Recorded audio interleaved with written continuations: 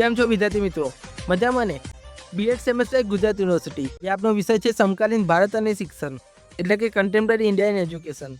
તેમાં આપણે પ્રકરણ નંબર 1 કેળવણી, તેનો અર્થ, સંકલ્પના અને સ્વરૂપ, તો તેના વિશે અભ્યાસ કરી રહ્યા હતા. આજનો વિડીયો લેક્ચર આપનો ભાગ નંબર 3 છે.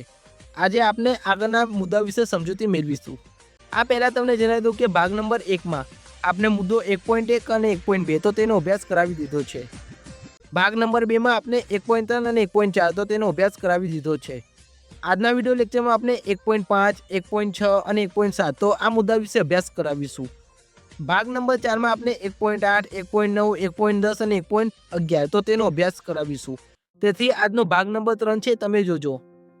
આજના વિડીયો લેક્ચરમાં આપણને 2 માર્ક્સના ટૂંકા પ્રશ્નો અને 7 માર્ક્સના જે ટૂંકા પ્રશ્નો પૂછાય તો તેના વિશે સમજૂતી મેળવીશું, જે યુનિવર્સિટીની પરીક્ષામાં અવારનવાર પૂછાય છે. તો ચાલો આપણે અભ્યાસના મુદ્દા વિશે સમજૂતી મેળવી લઈએ. આજના વિડીયો લેક્ચરના આપના અભ્યાસના મુદ્દાઓ આ મુજબના રહેશે. 1.5 કેળવણીની વિવિધ વ્યાખ્યાઓ અને વ્યાખ્યાઓની ભિન્નતાના કારણો. મુદ્દો 1.6 કેળવણી અને ભણતર, તો તેની સમજૂતી અને તેના તફાવત, તો તે બંને મુદ્દા વિશે આપણે સમજૂતી મેળવીશું. 1.7 કેળવણી અને તાલીમ, તો તેની સમજૂતી મેળવીશું અને તેના તફાવત વિશે પણ સમજૂતી મેળવીશું. કેળવણી એટલે કે એજ્યુકેશન.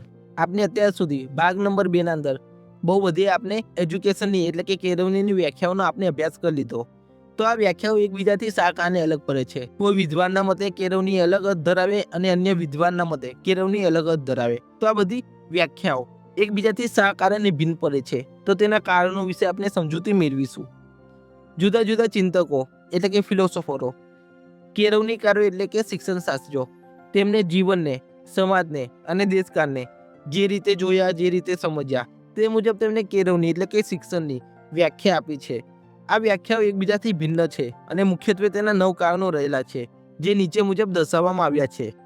હવે આપણે કેળવણી એટલે કે એજ્યુકેશનની જે વ્યાખ્યાઓ છે તે ભિન્ન રહેલી છે, તો એ તેના 9 કારણો વિશે અભ્યાસ કરીશું. પહેલો મુદ્દો છે માનવ જીવનની જટિલતા, એટલે કે આપણી હ્યુમન લાઈફ છે તો એ કોમ્પ્લેક્સ છે, તે સરળ નથી. શિક્ષણના કેન્દ્રમાં માનવ જીવન રહેલું છે, જે ખૂબ જ અટપટું છે અને સૂક્ષ્મ અને જટિલ છે. આપનું માનવ જીવન એ અટપટું છે, સૂક્ષ્મ છે અને જટિલ, તો આ ત્રણે છે.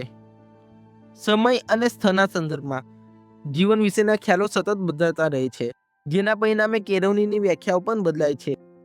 એટલે કે આપનું માનવ જીવન છે એ અટપટું છે, સૂક્ષ્મ છે અને જટિલ છે. સમય અને સ્થળના સંદર્ભમાં જીવન વિશેના ખ્યાલો સતત બદલાતા રહે છે અને જેના પરિણામે કેળવણીની વ્યાખ્યાઓ પણ બદલાય છે. આ પહેલો મુદ્દો છે. મુદ્દો નંબર 2 માનવ જીવનનું વૈવિધ્યપૂર્ણ વ્યક્તિત્વ. કેળવણી માનવીના વ્યક્તિત્વની રહસ્યરંગી અંશોને પામવાની અને તેના વિકાસની પ્રક્રિયા છે. કેળવણી દ્વારા આપણા જે રહસ્યરંગી જે અંશો હોય તો તેને પામવાની અને તેની વિકાસ કરવાની પ્રક્રિયા છે. કેળવણીની વ્યાખ્યાઓ વ્યક્તિત્વના વિવિધ પાસાઓને જુદા જુદા સંદર્ભમાં દર્શાવવાનો પ્રયાસ કરતી હોવાને કારણે એકબીજાથી જુદી પડે છે. જે કેળવણી એટલે કે એજ્યુકેશન છે એ આપણી પર્સનાલિટીને જોવે છે અને આપણી પર્સનાલિટી એ ચેન્જ થતી રહે, તેથી વ્યાખ્યા પણ એકબીજાથી જુદી પડે છે. ત્રીજો મુદ્દો છે માનવ શક્તિઓનું વૈવિધ્યકરણ. મનુષ્યના અંદર શારીરિક શક્તિ રહેલી છે, બૌદ્ધિક શક્તિ રહેલી છે, સાંવેગિક એટલે કે લાગણીશીલ શક્તિ રહેલી છે, સામાજિક શક્તિ રહેલી છે અને નૈતિક શક્તિ રહેલી છે. એટલે કે માનવ જીવનમાં બધી શક્તિઓ રહેલી છે. કોઈ ચિંતક એટલે કે વિદ્વાનના મતે શારીરિક શક્તિને મહત્વ અપાય છે, કોઈ ચિંતક તો તેમના મતે સામાજિક શક્તિ, અથવા કોઈ ચિંતકના મતે નૈતિક શક્તિ, તો તેમને અલગ અલગ રીતે મહત્વ અપાય છે. અને આ અલગ અલગ રીતે મહત્વ અપાતા કેળવણીની સંકલ્પના અને વ્યાખ્યા પણ બદલાય છે. તો આ મુદ્દો નંબર 3 રહેશે તમારો. મુદ્દો નંબર 4 વાતાવરણ વૈવિધ્ય. માનવીની આસપાસ રહેલું નૈતિક, સામાજિક, સાંસ્કૃતિક આ વાતાવરણ તેના જીવન પર વિશિષ્ટ અસર કરે છે. આપણી આસપાસ જે નૈતિક, સામાજિક અને સાંસ્કૃતિક વાતાવરણ છે તો એ આપણા જીવન પર અસર કરે છે. કેટલાક કેળવણીકારો ભૌતિક વાતાવરણને તો કેટલાક સામાજિક સાંસ્કૃતિક વાતાવરણને મહત્વ આપી શિક્ષણનું અર્થઘટન કરે છે. કેટલાક શિક્ષણશાસ્ત્રીઓ તો તે ભૌતિક વાતાવરણને મહત્વ આપે છે, એટલે કે પૈસા અને સુખ સુવિધા તો તેને મહત્વ આપે છે. અને કેટલાક કેળવણીકારો છે તો તે સામાજિક અને સાંસ્કૃતિક જે વાતાવરણ છે તો તેને મહત્વ આપે છે. વ્યક્તિને સમાજમાં મોભો હોવો જોઈએ, તે પોતાની સંસ્કૃતિથી પરિચિત હોવો જોઈએ, તો તેને એ રીતે શિક્ષણનું અર્થઘટન આપ્યું છે. આમ વાતાવરણ વૈવિધ્યકરણના કારણે પણ શિક્ષણ એટલે કે કેળવણીની વ્યાખ્યામાં વિવિધતા જોવા મળે છે. મુદ્દો નંબર 5 છે સાંસ્કૃતિક વારસો. પ્રત્યેક રાષ્ટ્ર એટલે કે દેશ અને દેશની પ્રજાને પોતાનો આગવો સાંસ્કૃતિક વારસો હોય છે. અહીંયા સાંસ્કૃતિક વારસાની વાત કરવામાં આવી છે. જેના અંદર પ્રણાલીઓ, પરંપરાઓ, માન્યતાઓ અને આદર્શો અને મૂલ્યોનો સમાવેશ થાય છે. શિક્ષણનું કાર્ય આ સંસ્કૃતિનું સંક્રમણ અને હસ્તાંતરણ કરવાનું હોવાથી જે તે રાષ્ટ્રની સંસ્કૃતિના સંદર્ભમાં કેળવણીની વ્યાખ્યા ઘડવામાં આવી છે. શિક્ષણનું કાર્ય મુખ્યત્વે શું છે? આપણી સંસ્કૃતિ છે તો તેનું સંક્રમણ કરવાનું, એટલે કે આપણી સંસ્કૃતિને ફેલાવવાની અને તેને હસ્તાંતરણ કરવાનું, એક પેઢીથી બીજી પેઢીને આપણી સંસ્કૃતિને આપવાની. તો આ કાર્ય શિક્ષણનું રહેલું છે. જે તે રાષ્ટ્રની સંસ્કૃતિના સંદર્ભમાં કેળવણીની વ્યાખ્યા ઘડવામાં આવી છે. એટલે કે આપણા ઇન્ડિયામાં, આપણા ભારતમાં જે રીતે કેળવણીની વ્યાખ્યા અલગ પડે છે તે રીતે સંભવિત છે કે ચીની સભ્યતા કે આફ્રિકન સભ્યતા તો તેમની વ્યાખ્યામાં પણ ફેર પડતો હશે, કારણ કે તેમની સંસ્કૃતિ આપણા કરતાં જુદી છે. છઠ્ઠો મુદ્દો છે સ્થળ અને કાળનું પરિવર્તન. સ્થળ એટલે કે જગ્યા અને કાળ એટલે કે સમય. એટલે કે જગ્યા અને સમય તો એમાં પરિવર્તન આવે તો તેના કારણે પણ કેળવણીની વ્યાખ્યા બદલાય છે. વિશ્વમાં વિવિધ સ્થળોએ વસતી પ્રજાની જીવનશૈલી અને રીત રસમો બંને અલગ અલગ હોય છે. જેમ કે ભારતીય પ્રજા અને આફ્રિકન પ્રજા. જે ભારતીય પ્રજા છે અને આફ્રિકન પ્રજા છે તો તે બંનેની જીવનશૈલી અને રીત રસમો બંને અલગ અલગ છે. સમયના પ્રવાહની સાથે માનવ જીવનના મૂલ્યો અને માન્યતાઓમાં પણ પરિવર્તન આવે છે. જેમ જેમ સમય જાય તેમ તેમ માનવ જીવનના મૂલ્યો હોય અને તેની માન્યતા હોય તો તેમાં પરિવર્તન આવે, જેથી કેળવણી કાળના દૃષ્ટિકોણમાં અને કેળવણીની વ્યાખ્યામાં સતત બદલાવ આવે છે. એટલે કે સ્થળ અને કાળ જેમ જેમ બદલાય તો તેમ તેમ કેળવણીકારો તો તેમની દૃષ્ટિકોણમાં પણ બદલાવ આવે અને આ બદલાવના કારણે કેળવણીની વ્યાખ્યામાં પણ બદલાવ આવે છે. મુદ્દો નંબર 7 છે શિક્ષણના સિદ્ધાંતો અને શિક્ષણ પ્રણાલીઓમાં વૈવિધ્યકરણ. આપણા જે શિક્ષણના સિદ્ધાંતો આપવામાં આવ્યા છે અને શિક્ષણની પ્રણાલિકા આપવામાં આવ્યા છે તો તેમાં વિવિધતા જોવા મળે છે, વૈવિધ્યકરણ જોવા મળે છે. વિવિધ વિચારસરણીઓ કેળવણીની વ્યાખ્યાઓ ઘડવા પ્રેરે છે, જેમ કે પ્રકૃતિવાદી, આદર્શવાદી અને વ્યવહારવાદી. જે પ્રકૃતિવાદી, આદર્શવાદી અને વ્યવહારવાદી છે તો આ વિચારસરણી શિક્ષણને પોતપોતાની રીતે અલગ અલગ વિચારધારાથી અને દ્રષ્ટિકોણથી જુએ છે અને એ મુજબ વ્યાખ્યાઓને બાંધે છે. એટલે કે આપણી વિચારસરણી છે તો તેના કારણે કેળવણીની વ્યાખ્યામાં ભિન્નતા જોવા મળે છે. હવે આપણે મુદ્દો નંબર 8 મનોવિજ્ઞાનના વાદ તો તેના વિશે સમજૂતી મેળવી લઈએ. કેળવણીનો એક મુખ્ય પાયો એ મનોવિજ્ઞાન છે. મનોવિજ્ઞાન એટલે કે સાયકોલોજી. સાયકોલોજી એ એજ્યુકેશનનો એક પાયો છે. મનોવિજ્ઞાનના વિવિધ વાદો હોય છે, જેમ કે વર્તનવાદીઓ અને સમાવિષ્ટવાદીઓ. તો આ બંને વિશે સમજૂતી મેળવી લઈએ. વર્તનવાદીઓ એમાં આપણે બિહેવિયર, જે આપણું વર્તન હોય તો તેને પ્રાધાન્યતા આપવામાં આવે. ધારો કે કોઈ વિદ્યાર્થી છે તે સારું પ્રદર્શન કરે તો તેને ઇનામ આપવું, તેના વર્તનને પ્રોત્સાહન આપવું. બીજો મુદ્દો કીધો સમાવિષ્ટવાદી, જેમાં આપણે શિક્ષણ, જ્ઞાતિ, ધર્મ બધી જ જગ્યાએ સમાન તકો આપીએ અને આ શિક્ષણને પોતાની અલગ રીતે જોવે છે, જેના આધારે શિક્ષણની વિવિધ વ્યાખ્યાઓ બાંધે છે. એટલે કે આ કારણે પણ શિક્ષણ એટલે કે કેળવણી તો તેની વિવિધ વ્યાખ્યાઓ બંધાય છે. મુદ્દો નંબર 9 શિક્ષણની વિશાળતા. કેળવણી કોઈ નાની કે સીમિત બાબત નથી, પરંતુ તે ખૂબ જ વ્યાપક બાબત છે. આપને ખબર છે કે કેળવણી એટલે કે એજ્યુકેશન એ ખૂબ જ વ્યાપક એવી સંકલ્પના છે. કેટલાક લોકો માટે એટલે કે કેટલાક સામાન્ય માણસો માટે કેળવણીનો અર્થ કેટલો હોય? અક્ષર જ્ઞાન સુધી, કે વ્યક્તિને લખતા ને વાંચતા આવડે તો તેને તે કેળવણી માની લે છે. પરંતુ માત્ર વાંચન, લેખન અને ગણિત તેને જ આપણે શિક્ષણ એટલે કે કેળવણી માનીએ છીએ. બીજી તરફ કેટલાક ઊંડાણપૂર્વક વિચારવાવાળા ચિંતકો હોય અને વિચારકો હોય, તેઓ કેળવણીને માત્ર શાળાકીય જ્ઞાન પૂરતી સીમિત રાખતા નથી. તેઓ સમગ્ર જીવનના સંદર્ભમાં એટલે કે કેળવણી એ આપનું જીવન છે તો તેનો સંદર્ભ લઈ એક વિશાળ પરિપ્રેક્ષ્ય જુએ છે. એટલે કે આપણે કેળવણીને પોતાના જીવન સાથે જોડાણ કરીએ છીએ. તેના કારણે પણ ચિંતકો એટલે કે ફિલોસોફરો પોતાનું જીવન જે રીતે જુએ તે મુજબ કેળવણી એટલે કે એજ્યુકેશનની વ્યાખ્યા આપવાનો પ્રયાસ કરે છે. આમ શિક્ષણનો અર્થ કોઈના માટે સાવ સીમિત અને કોઈના માટે ખૂબ વિશાળ છે. કેળવણી એટલે કે એજ્યુકેશન આ ઘનતા અને વ્યાપકતાને કારણે કોઈ ચોક્કસ વ્યાખ્યા બાંધવી મુશ્કેલ બને છે. પરિણામે તેની વ્યાખ્યામાં વિવિધતા જોવા મળે છે. એટલે કે શિક્ષણ એ ખૂબ વિશાળ અર્થ ધરાવે છે, તેના કારણે પણ તેને કોઈ એક વ્યાખ્યામાં બાંધી ના શકાય. આમ મિત્રો, આપણા તમામ મુદ્દા પૂર્ણ થાય છે. હવે આપણે એક વખત ક્વિક રિવિઝન કરી લઈએ. હવે આપણે એક વખત મુદ્દાઓ જોઈ લઈએ. 1.5 કેળવણીની વિવિધ વ્યાખ્યાઓ અને વ્યાખ્યાઓના ભિન્નતાના કારણો. પહેલો મુદ્દો છે માનવ જીવનની જટિલતા. માનવ જીવન જટિલ છે, તેના કારણે કેળવણીની વ્યાખ્યાઓમાં ભિન્નતા જોવા મળે છે. મુદ્દો નંબર 2 માનવનું વૈવિધ્યપૂર્ણ વ્યક્તિત્વ. એટલે કે માનવ છે તો તેને વૈવિધ્યપૂર્ણ એટલે વિવિધતા ધરાવતી પર્સનાલિટી વ્યક્તિત્વ ધરાવે છે. ત્રીજો મુદ્દો છે માનવ શક્તિઓનું વૈવિધ્યકરણ. માનવ શક્તિઓ શારીરિક, બૌદ્ધિક, સામાજિક, નૈતિક તેવી અલગ અલગ હોય છે, જેના કારણે પણ કેળવણી એટલે કે એજ્યુકેશનના અંદર ભિન્નતા જોવા મળે છે. મુદ્દો નંબર 4, વાતાવરણનું વૈવિધ્ય એટલે કે આપણી આસપાસનું જે એન્વાયરમેન્ટ હોય તો તેના કારણે પણ વૈવિધ્યતા જોવા મળે છે. મુદ્દો નંબર 5 છે સાંસ્કૃતિક વારસો. આપણી પ્રજા પાસે કેવો સાંસ્કૃતિક વારસો છે તો તેના કારણે પણ કેળવણીની વ્યાખ્યામાં ભિન્નતા પડે છે. મુદ્દો નંબર 6, સ્થળ અને કાળનું પરિવર્તન. સ્થળ અને સમય બદલાતા કેળવણીની વ્યાખ્યામાં પણ પરિવર્તન આવે છે. મુદ્દો નંબર 7, શિક્ષણના સિદ્ધાંતો, શિક્ષણની પ્રણાલિકાઓ તો તેમાં વૈવિધ્યકરણ છે તો તેના કારણે પણ કેળવણીની વ્યાખ્યામાં ભિન્નતા જોવા મળે છે. મુદ્દો નંબર 8, મનોવિજ્ઞાનવાદ. જે કેળવણી છે એ મનોવિજ્ઞાનનો ભાગ છે અને મનોવિજ્ઞાનમાં વિવિધ વાદો હોય છે, જેમ કે વર્તનવાદી, સમાવિષ્ટવાદી. તેના કારણે પણ શિક્ષણની વ્યાખ્યામાં ભિન્નતા જોવા મળે છે. અને અંતિમ આપણો મુદ્દો શિક્ષણની વિવિધતા. તો શિક્ષણમાં પણ વિવિધતા જોવા મળે છે, જેના કારણે આપણી કેળવણી એ પણ અલગ અર્થ ધરાવે છે. આ મિત્રો આપનો આ મુદ્દો પૂર્ણ થઈ ગયો. હવે આપણે મુદ્દો 1.6 કેળવણી અને ભણતર તો તેની સમજૂતી પ્રાપ્ત કરીશું અને તેના તફાવત વિશે સમજૂતી મેળવીશું. સૌ પહેલા આપણે ભણતર એટલે કે સ્કૂલિંગ, જેને આપણે ફોર્મલ એજ્યુકેશન એટલે કે ઔપચારિક શિક્ષણ કહીએ તો તેની સમજૂતી મેળવી લઈએ. ભણતર કે સ્કૂલિંગ સામાન્ય લોકો શાળા કે મહાશાળાઓની 4 દિવાલોની અંદર ચાલતી પ્રક્રિયાને કેળવણી માને છે. મોટા ભાગના લોકો શું માને કે જે સ્કૂલ અને કોલેજ કે યુનિવર્સિટી એની 4 દિવાલના અંદર આપણને જે પ્રક્રિયા એટલે કે જે શિક્ષણ મળે તો તેને એજ્યુકેશન કહેવાય. પરંતુ એક ભ્રામક ખ્યાલ છે, આ એક ભ્રમ રહેલો છે. જે એજ્યુકેશન, જે શિક્ષણ આપણે શાળા અને કોલેજ કે યુનિવર્સિટીની 4 દિવાલો વચ્ચેથી મેળવીએ તેને આપણે ભણતર કહેવાય. ભણતર એટલે કે ટીચિંગ, શિક્ષકો આપણને ભણાવે અને આપણે ભણીએ, એને આપણે ભણતર કહેવાય. તેને ખરું એજ્યુકેશન કે કેળવણી ના કહી શકાય.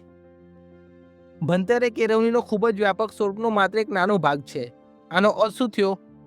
ભણતર એટલે કે ટીચિંગ, જે આપણને શાળા, કોલેજ કે યુનિવર્સિટીમાંથી મળે છે, એ કેળવણીના સ્વરૂપનો ખૂબ જ નાનો ભાગ છે. તે એક ચોક્કસ સમય મર્યાદામાં અને અમુક વિષયો પૂરતું જ મર્યાદિત હોય છે. જે આપણે ભણતર મેળવીએ એટલે કે સ્કૂલિંગ મેળવીએ તો તેમાં સમય મર્યાદા નક્કી હોય છે. ધારો કે કોલેજની વાત કરીએ, 3 વર્ષ આપણે કોલેજ કરીએ તો 3 વર્ષ પછી આપણને ડિગ્રી મળશે. 4થું વર્ષ કરશું તો ઓનર્સ વિથ ડિગ્રી મળશે અને તેમાં વિષયો પણ નક્કી હોય છે. આપણે મુખ્ય વિષય હોય, ગૌણ વિષય હોય અને વધારાના ભણવાના વિષય પણ નક્કી હોય છે. હવે આપણે કેળવણી એટલે કે એજ્યુકેશન તેના વિશે સમજૂતી મેળવી લઈએ. તેને આપણે વ્યાપક શિક્ષણ તરીકે પણ ઓળખીએ છીએ. કેળવણી એ માનવીમાં ઇષ્ટ વર્તન પરિવર્તન લાવનારી પ્રક્રિયા છે. કેળવણી દ્વારા માનવીમાં ઇષ્ટ એટલે કે મોટા વર્તન અને પરિવર્તન આવે છે. તેના બિહેવિયરમાં ચેન્જ આવે છે અને તેની એક પ્રક્રિયા છે. કેળવણીના કાર્ય પર અનેક પરિબળો અસર કરે છે અને તેના માટે કોઈ સમય મર્યાદા નિશ્ચિત હોતી નથી. આ મુદ્દો તમે ધ્યાનથી સમજજો. આપણે ભણતરની વાત કરીએ, જે આપણે સ્કૂલમાંથી કે કોલેજમાંથી મેળવીએ તો એ ભણતરના અંદર અમુક સમય મર્યાદા નક્કી હોય છે કે કોલેજના 3 વર્ષ કે 4 વર્ષ, એ પછી તમારી કોલેજ પૂરી થઈ જશે. જ્યારે કેળવણી માટે કોઈ સમય મર્યાદા નક્કી નથી. કેળવણી એ અંત સુધી, બાળકના જન્મથી અંત સુધી ચાલનારી પ્રક્રિયા છે. તે માનવીની એક અવિરામ અને અવિશ્રાંત વિકાસ યાત્રા છે. કેળવણીને આપણે વિકાસ યાત્રા કહી છે, પણ કેવી વિકાસ યાત્રા? અવિરામ એટલે કે થાક લીધા વિનાની અને અવિશ્રાંત એટલે કે સતત ચાલતી. જે વ્યક્તિના જન્મથી લઈને મૃત્યુ સુધી ચાલનારી સતત પ્રક્રિયા છે. કેળવણી આપણા જન્મથી ચાલુ થાય અને મૃત્યુ સુધી પણ ચાલતી રહે. તેથી તે સતત ચાલનારી અને વ્યાપક શિક્ષણ પ્રણાલી છે. હવે આપણે ભણતર અને કેળવણી તો બંનેના તફાવત વિશે સમજૂતી મેળવી લઈએ. આ મુદ્દો તમારે 2 માર્ક્સમાં પૂછાય, 7 માર્ક્સમાં પણ પૂછાય, એટલે આ તમારે મોસ્ટ આઈએમપી રહેશે. સ્વાધ્યાયમાં પણ આનો એક પ્રશ્ન આપેલો છે. ભણતરમાં કાર્ય મર્યાદા નિશ્ચિત હોય છે. ભણતર એટલે કે સ્કૂલિંગ, જે આપણે સ્કૂલમાંથી કરીએ તો તેમાં આપણે કેટલું કાર્ય કરવાનું છે, આપણે કેટલું ભણવાનું છે તો તે નક્કી હોય છે. કેળવણી એ બાળકના મૃત્યુ સુધી સતત ચાલનારી પ્રક્રિયા છે. આપણા જીવનની શરૂઆત થાય અને અંત સુધી ચાલનારી પ્રક્રિયા એટલે કે કેળવણી. તેમાં કેટલું કાર્ય કરવાનું તે નિશ્ચિત હોતું નથી. આખી જિંદગીભર આપણે કામ જ કરવાનું હોય છે. ભણતરમાં સુઆયોજિત અભ્યાસક્રમ હોય, પાઠ્યપુસ્તકો હોય અને પદ્ધતિઓ નિશ્ચિત હોય છે. ભણતર એટલે કે આપણે સ્કૂલમાંથી એજ્યુકેશન મેળવીએ તો તેમાં અભ્યાસક્રમ આપણું નક્કી હોય, તેમાં કયા પાઠ્યપુસ્તકોનો અભ્યાસ કરવાનો તે નક્કી હોય. કેળવણી એટલે કે એજ્યુકેશન એ વ્યક્તિ માટે ઉપયોગી થતી પરિસ્થિતિઓ, વાતાવરણ અને અનુભવ દ્વારા પ્રાપ્ત થાય છે. ખરું એજ્યુકેશન એ આપણી પરિસ્થિતિઓ, આપણા અનુભવો અને જે આપણું એન્વાયરમેન્ટ છે તો તેના ઉપરથી આપણને પ્રાપ્ત થાય છે. ત્યારબાદનો મુદ્દો નંબર 3, ભણતર એ આયોજિત સંસ્થાઓ જેવી કે શાળાઓ, મહાશાળાઓ અને યુનિવર્સિટીમાંથી આપવામાં આવે છે.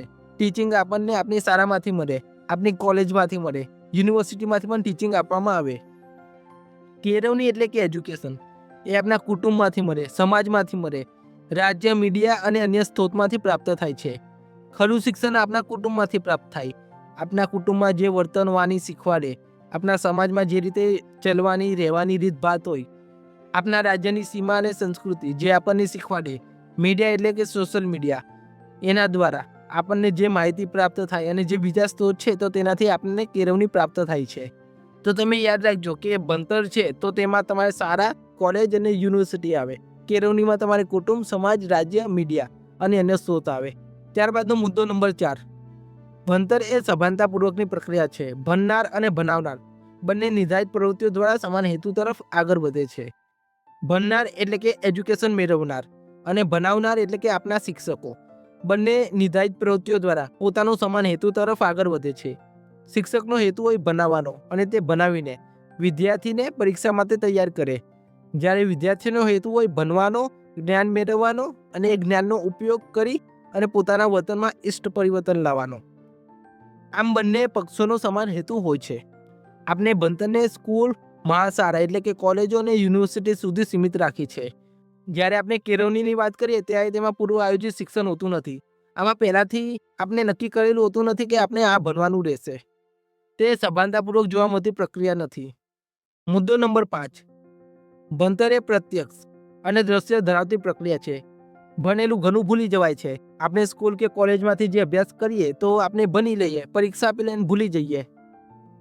તેથી તે પ્રત્યક્ષ સ્વરૂપનું છે, આપણે તેને જોઈ શકીએ. દ્રશ્ય અસર ધરાવે છે. જે આપણી અભ્યાસક્રમ છે, જે આપણું પાઠ્યપુસ્તક છે તો તેને આપણે જોઈ શકીએ અને આ પ્રક્રિયાને આપણે અનુભવ પણ કરી શકીએ. જ્યારે આપણે કેળવણીની વાત કરીએ ત્યારે તે અપ્રત્યક્ષ અને દીર્ઘજીવી અસર ધરાવતી પ્રક્રિયા છે. કેળવણી દીર્ઘજીવી એટલે કે લાંબા ગાળાની અસર ધરાવતી પ્રક્રિયા છે. અનુભવો દ્વારા મેળવેલું જ્ઞાન સહેલાઈથી ભૂલી શકાતું નથી.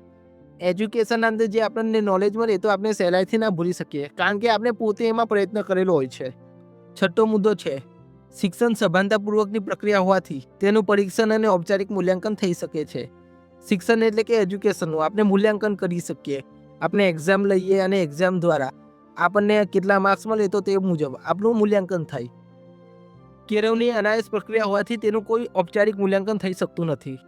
અહીંયા અનાયાસ પ્રક્રિયા એટલે કે લાંબા ગાળાની ચાલતી પ્રક્રિયા, તેથી તેનું કોઈ મૂલ્યાંકન ના થઈ શકે. ત્યારબાદ મુદ્દો નંબર 7, ભણતર દ્વારા ઓછા સમયમાં આયોજનબદ્ધ રીતે શિક્ષણ પ્રાપ્ત થઈ શકે છે. ટીચિંગ દ્વારા જે આપણને સ્કૂલ અને કોલેજમાં કરાવવામાં આવે તો તેના દ્વારા આપણે એક આયોજનબદ્ધ રીતે એટલે કે પ્લાનિંગ દ્વારા શિક્ષણ એટલે કે એજ્યુકેશન પ્રાપ્ત કરી શકીએ છીએ. જ્યારે કેળવણી આજીવન ચાલતી પ્રક્રિયા છે. કેળવણી આપણા જીવનના શરૂઆતથી અંત સુધી ચાલે છે. તે અનુભવો, પ્રસંગો અને પર્યાવરણમાંથી પ્રાપ્ત થાય છે. કેળવણી એટલે કે એજ્યુકેશન એ આપણને આપણા અનુભવો, પ્રસંગો અને પર્યાવરણ તો આટલા મુદ્દાઓમાંથી પ્રાપ્ત થાય છે. આમ વિદ્યાર્થી મિત્રો, આપનો આ મુદ્દો પણ પૂર્ણ થઈ ગયો. હવે આપણે મુદ્દો 1.7, કેળવણી અને તાલીમ તો તેના વિશે સમજૂતી મેળવીશું. કેળવણી એટલે કે એજ્યુકેશન, તાલીમ એટલે કે ટ્રેનિંગ, તો તેના વિશે આપણે સમજૂતી મેળવવાની રહેશે. યુનિવર્સિટીની પરીક્ષામાં 2 માર્ક્સના પ્રશ્નમાં અને 7 માર્ક્સના ટૂંકા પ્રશ્નમાં આ પ્રશ્ન પૂછાઈ શકે છે. જ્યાં પહેલા આપણે સમજૂતી વિશે વાત કરીશું, એ પછી આપણે તફાવતના મુદ્દાઓની ચર્ચા કરીશું. કેળવણી એટલે કે એજ્યુકેશન, તો તેની સમજૂતી મેળવી લઈએ. કેળવણી એ સતત અને વ્યાપક ચાલતી પ્રક્રિયા છે. કેળવણી એ સતત ચાલે છે અને વ્યાપક ચાલે છે, જેના દ્વારા વ્યક્તિ પોતાનું જ્ઞાન હોય, બુદ્ધિ હોય, ચારિત્ર એટલે કે કેરેક્ટર હોય, મૂલ્ય હોય, વલણો હોય અને પોતાનું વ્યક્તિત્વ એટલે કે પર્સનાલિટી હોય તો તેનો સર્વાંગીક વિકાસ કરે છે. વ્યક્તિનું ઓવરઓલ ડેવલપમેન્ટ થાય છે. કેળવણી વ્યક્તિને માત્ર માહિતી આપતી નથી એટલે કે એજ્યુકેશન આપણને માત્ર ઇન્ફોર્મેશન આપતી નથી, તેની સાથે આપણે પોતાનું જીવન કેવી રીતે જીવવું તો તેના માટેની યોગ્ય દિશા આપે છે. આપણે પોતાની જિંદગીનો નિર્ણય કેવી રીતે લેવો તો તેની ક્ષમતા એટલે કે કેપેસિટી આપે છે. સમાજના અંદર એટલે કે સોસાયટીમાં એક જવાબદાર નાગરિક તરીકે કેવી રીતે જીવન જીવવું તો તેની સમજણ પણ આપે છે. શાળા, કોલેજ અને જીવનના વિવિધ અનુભવો દ્વારા જે જ્ઞાન આપણને મળે છે, જે સંસ્કાર આપણને મળે છે તો તેને કેળવણી કહેવાય. હવે આપણે તાલીમ એટલે કે ટ્રેનિંગની વાત કરી લઈએ. તાલીમ એ કોઈ પણ કાર્ય, વ્યવસાય કે જવાબદારી અસરકારક રીતે નિભાવવા માટે જરૂરી કૌશલ્યો અને નિપુણતા વિકસાવવાની પ્રક્રિયા છે. તાલીમનો મુખ્ય ભાર એ પ્રાયોગિક કાર્ય અને કુશળતા પર હોય છે. જે આપણે ટ્રેનિંગ એટલે કે તાલીમની વાત કરીએ તો તેના અંદર કોઈ પણ એક ચોક્કસ કાર્ય આપણને શીખવાડવામાં આવે છે. કોઈ વ્યવસાય માટે આપણને તૈયાર કરવામાં આવે છે. આપણે પોતાની જવાબદારીને અસરકારક રીતે કેવી રીતે નિભાવવી તો તેના માટે આપણને જરૂરી કૌશલ્ય આપવામાં આવે છે. જેમ કે લીડરશિપ, તો લીડરશિપની આપણને ટ્રેનિંગ આપવામાં આવે તો આપણે સારા એવા લીડર બની શકીએ. આપણામાં નિપુણતા એટલે કે કૌશલ્યતા વિકસાવવાની પ્રક્રિયા છે. તાલીમનો મુખ્ય ભાર એટલે કે મુખ્ય હેતુ એ શું છે? પ્રાયોગિક કાર્ય એટલે કે પ્રેક્ટિકલ વર્ક. જે વ્યક્તિ ટ્રેનિંગ મેળવે તો તે પ્રેક્ટિકલ વર્ક કરી શકે અને કુશળતા પણ હોય છે, તેની કુશળતા પણ વધે છે. અહીંયા ઉદાહરણ આપ્યા એ મુજબ કોમ્પ્યુટર તાલીમ એટલે કે આપણે કોમ્પ્યુટર શીખવાની ટ્રેનિંગ લઈએ. શિક્ષક તાલીમ એટલે કે સારા શિક્ષક બનવાની ટ્રેનિંગ. અત્યારે આપણે બીએડનો અભ્યાસ કરીએ તો એનો ઉદ્દેશ્ય શું છે કે આપણને આ ટ્રેનિંગ દ્વારા સારા શિક્ષક બની શકીએ. આ ઉપરાંત ટાઈપિંગની તાલીમ એટલે કે ટાઈપિંગ શીખવાની ટ્રેનિંગ. નર્સિંગની તાલીમ એટલે કે નર્સિંગ, જે નર્સ હોય તો કેવી રીતે બનાય તો તેની તાલીમ, એની ટ્રેનિંગ આપવામાં આવે છે. હવે આપણે કેળવણી અને તાલીમ તો બંનેના તફાવતના મુદ્દા વિશે અભ્યાસ કરીએ. મુદ્દો નંબર 1, કેળવણીની સમય મર્યાદા નિશ્ચિત નથી, તે આજીવન ચાલે છે. કેળવણી એટલે કે એજ્યુકેશન એ આજીવન ચાલનારી પ્રક્રિયા છે. જ્યારે તાલીમ એ ચોક્કસ સમયગાળા પછી પૂર્ણ થાય છે. આપણે કોઈ પણ જગ્યાએ જઈએ અને ટ્રેનિંગ લઈએ તો એનો ચોક્કસ સમયગાળો હોય. ધારો કે હું કોમ્પ્યુટર ચલાવવાની ટ્રેનિંગ લઉં, કોમ્પ્યુટર ચલાવવાની તાલીમ લઉં તો તેનો કોર્સ આવે અને એ કોર્સ હું પૂર્ણ કરું એટલે કે ટ્રેનિંગ એ પૂર્ણ કરું તો મારો સમયગાળો પૂર્ણ થઈ જાય. મુદ્દો નંબર 2, કેળવણી વ્યક્તિના સર્વાંગીણ વિકાસ સાથે સંબંધિત છે. કેળવણી દ્વારા વ્યક્તિનો ઓવરઓલ ડેવલપમેન્ટ થાય છે. તાલીમ કોઈ ચોક્કસ કૌશલ્ય વિકસાવવા માટે આપવામાં આવે છે. મુદ્દો નંબર 3, કેળવણી અનેક સાધનો અને સંસ્થાઓ દ્વારા પ્રાપ્ત થાય છે. અનેક સાધનો એટલે અનેક મટીરિયલ. આપણે પુસ્તકો દ્વારા પણ એજ્યુકેશન પ્રાપ્ત કરી શકીએ, વ્યાખ્યાન દ્વારા પણ એજ્યુકેશન પ્રાપ્ત કરી શકીએ, આપના અનુભવો એટલે કે એક્સપિરિયન્સ મુજબ પણ આપણે એજ્યુકેશન પ્રાપ્ત કરી શકીએ. એમ કેળવણી એટલે કે એજ્યુકેશન મેળવવાના અનેક સાધનો છે. એજ્યુકેશન મેળવવા માટે અનેક સંસ્થાઓ છે. આનો અર્થ શું થયો? આપણું પહેલું કુટુંબ, કુટુંબ પછી સમાજ, પછી રાજ્ય, એ સિવાય મીડિયા એટલે કે સોશિયલ મીડિયા અને અન્ય સાધનો. તો તેના દ્વારા આપણે કેળવણી એટલે કે એજ્યુકેશન મેળવી શકીએ છીએ. આ ઉપરાંત આપણા અનુભવો અને કાર્ય પ્રત્યેની રુચિ, તો તેના આધારે પણ આપણને એજ્યુકેશન પ્રાપ્ત થાય છે. તાલીમ સામાન્ય રીતે ચોક્કસ સંસ્થા દ્વારા આપવામાં આવે છે. તાલીમમાં કોઈ ચોક્કસ સંસ્થા હોય, જેમ કે આઈટીઆઈ ઇન્ડસ્ટ્રીયલ ટ્રેનિંગ ઇન્સ્ટિટ્યૂટ. તો આઈટીઆઈની જે શાળાઓ હોય તો તમને ટ્રેનિંગ આપે છે. આ ઉપરાંત કોમ્પ્યુટર સેન્ટર, કોમ્પ્યુટર સેન્ટર એટલે કે જ્યાં તમને કોમ્પ્યુટર શીખવાડવાની ટ્રેનિંગ આપવામાં આવે, તમને એક સર્ટિફિકેટ કોર્સ કરાવવામાં આવે. તો તાલીમ એટલે કે ટ્રેનિંગ માટે ચોક્કસ સંસ્થા નક્કી હોય છે. મુદ્દો નંબર 4 છે, કેળવણી માટે નિશ્ચિત અભ્યાસક્રમની જરૂરત નથી. કેળવણી આપણા જીવનના શરૂઆતથી લઈ જીવનના અંત સુધી ચાલે છે. તેમાં કોઈ પણ નિશ્ચિત અભ્યાસક્રમ હોતો નથી. તાલીમ માટે નિશ્ચિત અભ્યાસક્રમ અને પ્રાયોગિક કાર્ય હોય છે. આપણે કોમ્પ્યુટરનો બેઝિક કોર્સ લઈએ તો તેના અંદર જે શીખવાડવામાં આવે તો તેનું કોઈ અભ્યાસક્રમ નક્કી હોય છે. તેમાં પ્રાયોગિક કાર્ય એટલે કે કોમ્પ્યુટર શીખવાડ્યા પછી પ્રેક્ટિકલ એનું વર્ક આપવામાં આવે અને એના દ્વારા આપણને જ્ઞાન મળે છે. મુદ્દો નંબર 5, કેળવણીનો હેતુ વ્યક્તિને સારો નાગરિક બનાવવાનો છે. તાલીમ એટલે કે ટ્રેનિંગનો હેતુ વ્યક્તિને પોતાના કાર્યમાં કુશળ થાય તો તે બનાવવાનો છે. મુદ્દો નંબર 6, કેળવણી વ્યાપક અને જીવન કેન્દ્રિત છે. કેળવણી એ ખૂબ વ્યાપક પ્રવૃત્તિ છે, જીવનને કેન્દ્રમાં રાખે છે. જ્યારે આપણે તાલીમની વાત કરીએ ત્યારે તે વિશિષ્ટ કાર્ય કેન્દ્રિત હોય છે. તાલીમમાં કોઈ ચોક્કસ કાર્ય શીખવાડવામાં આવે છે, તે તેને કેન્દ્રિત હોય છે. મુદ્દો નંબર 7, કેળવણી જ્ઞાન, મૂલ્યો અને વલણોનો વિકાસ કરે છે. કેળવણી દ્વારા આપણું જ્ઞાન, મૂલ્યો અને વલણો હોય તો તેનો વિકાસ થાય છે. તાલીમ કુશળતા અને પ્રાવીણતાનો વિકાસ કરે છે. તાલીમ દ્વારા આપણી સ્કિલ્સનો વિકાસ થાય છે. અંતે મિત્રો, કેળવણી જીવન માટે તૈયાર કરે છે અને તાલીમ આપણને કાર્ય માટે તૈયાર કરે છે. આમ આપનો આ મુદ્દો પણ પૂર્ણ થયો. હવે આપણે સ્વાધ્યાયના પ્રશ્નોની ચર્ચા કરી લઈએ. પ્રશ્ન નંબર 1 છે, ટૂંકમાં ઉત્તર આપો. જે આપણે પ્રશ્ન નંબર 1 પૂછાયો છે, કેળવણી અને ભણતર વચ્ચેનો તફાવત જણાવો. આ પ્રશ્ન 2 માર્ક્સમાં પૂછાય અને 7 માર્ક્સમાં પણ પૂછાઈ શકે. આ સિવાય તમને લાંબા પ્રશ્નોમાં પણ એક પ્રશ્ન બતાવી દઉં. પ્રશ્ન નંબર 2, ભણતર અને કેળવણી વચ્ચેનો તાત્વિક ભેદના મુદ્દા લખો. એટલે અહીંયા તમારે ભણતર અને કેળવણી વચ્ચે જે તફાવત છે તે મુદ્દા લખવાના રહેશે. સારા શિક્ષણમાં બંને બાબતોને સ્થાન આપવું શા માટે જરૂરી છે? એટલે કે આપણે ભણતર અને કેળવણી તો બંનેના મહત્વ વિશે પણ લખવાનું રહેશે. થોડા ઘણા આપણે મુદ્દા લખી શકીએ.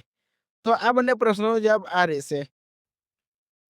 આપનો આ કોષ્ટક છે તો તેમાં ભણતર અને કેળવણી તો બંને વચ્ચેનો તફાવત આપેલો છે. તો તમારે આ 7 મુદ્દા લખવાના રહેશે. તમે સ્ક્રીનશોટ પણ પાડી શકો છો જેથી તમને યાદ રાખવામાં સરળ રહે અને આ પ્રશ્ન પૂછાય તેવો જ છે. પ્રશ્ન નંબર 4 કેળવણી અને તાલીમ વચ્ચેનો ભેદ સ્પષ્ટ કરો. એટલે કે કેળવણી અને તાલીમ બંને વચ્ચેનો ભેદ સ્પષ્ટ કરવાનો, તફાવત લખવાનો રહેશે. તો આ મુદ્દો પણ આપણે તફાવતના સ્વરૂપે દર્શાવવાનો રહેશે. આ મુદ્દો 2 માર્ક્સમાં પણ પૂછાય અને 7 માર્ક્સમાં પણ પૂછાઈ શકે છે. કેળવણી અને તાલીમ તો તે બંનેના મુદ્દા તમારે લખવાના રહેશે. અહીંયા કુલ 7 મુદ્દા આપેલા છે તો તમારે આ ક્રમસર યાદ રાખવાના રહેશે. તમે આના સ્ક્રીનશોટ પણ લઈ શકો છો. આમ મિત્રો આપણે આ સ્વાધ્યાયના પ્રશ્નોનું પણ સોલ્યુશન થઈ ગયું. આમ મિત્રો આપનો વિડીયો લેક્ચર પૂરો થાય છે. જો તમને ભણવામાં મજા આવી હોય તો તમે વિડીયોને લાઇક કરી શકો, કોમેન્ટ કરી શકો, શેર કરી શકો. આપણી ચેનલ સાથે જોડાવા માટે તેને સબસ્ક્રાઇબ કરી શકો અને તમને કોઈ પણ ક્વેરી હોય તો આ વોટ્સએપ નંબર પર તમે ક્વેરી પણ કરી શકો છો. અંતે જય હિન્દ, જય ભારત.